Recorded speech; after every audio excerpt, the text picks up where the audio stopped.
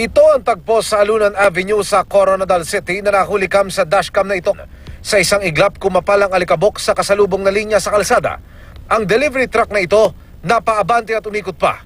Agad na napatabi ang mga sasakyan, lalo na ang mga tricycle na ito na umiwas sa disgrasya.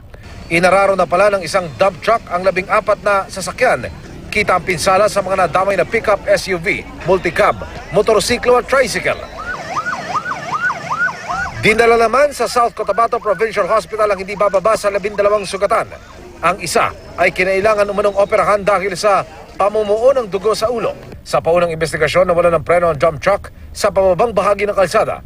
Hindi na raw nakontrol ng driver ang manibela kaya dumiretso sa mga sasakyan.